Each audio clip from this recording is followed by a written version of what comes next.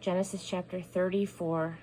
One day Dinah, the daughter that Leah had given Jacob, went to visit some of the women in that country. Shechem, the son of Hamor the Hivite, who was chieftain there, saw her and raped her. Then he felt a strong attraction to Dinah, Jacob's daughter, fell in love with her and wooed her. Shechem went to his father Hamor, "Get me this girl for my wife." Jacob heard that Shechem had raped his daughter Dinah, but his sons were out in the fields with the livestock, so he didn't say anything until they got home. Hamor, Shechem's father, went to Jacob to work out marriage arrangements. Meanwhile, Jacob's sons, on their way back from the fields, heard what had happened. They were outraged, explosive with anger. Shechem's rape of Jacob's daughter was intolerable in Israel and not to be put up with. Hamor spoke with Jacob and his sons. "My son Shechem is head over heels in love with your daughter. Give her to him as his wife. Intermarry with us. Give your daughters to us, and we'll give our daughters to you. Live together with us as one family. Settle down among us and make yourselves at home. Prosper among us." Shechem then spoke for himself, addressing Dinah's father and brothers. "Please say yes. I'll pay anything. Set the bridal price as high as you will. The sky's the limit. Only give me this girl for my wife." Jacob's sons answered Shechem and his father with cunning. Their sister, after all, had been raped.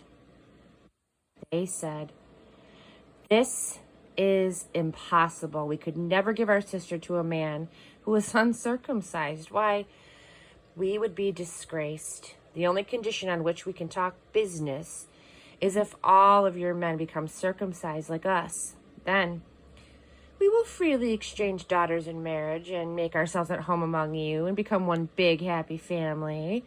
But if this is not an acceptable condition, we will take our sister and leave." That seemed fair enough to Hamor and his son Shechem.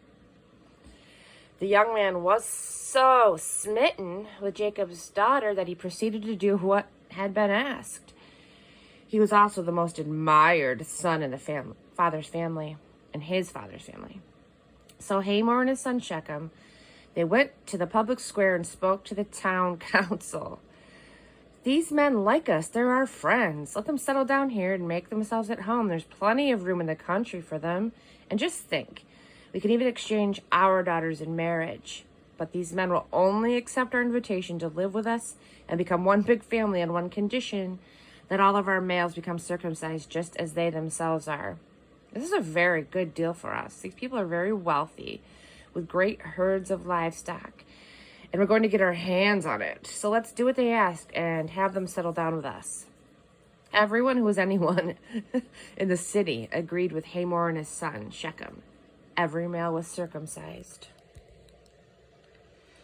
3 days after the circumcision, all of the men were still very sore. 2 of Jacob's sons, Simeon and Levi, Dinah's brothers, each with his sword in his hand, walked into the city as if they owned the place, and they murdered every man there. They also killed Hamor and his son Shechem. They rescued Dinah from Shechem's house and left. When the rest of Jacob's sons came on the scene of the slaughter, they looted the entire city in retaliation for Dinah's rape. Flocks, herds, donkeys, belongings, everything, whether in the city or the fields, they took it. And then they took all the wives and children captive, and they ransacked their homes for anything valuable. Jacob said to Simeon and Levi, "You have made my name stink to high heaven among the people here, these Canaanites and Perizzites. If they decided to gang up on us and attack, as few as we are, we wouldn't be able to stand a chance. They would wipe me and my people right off the map.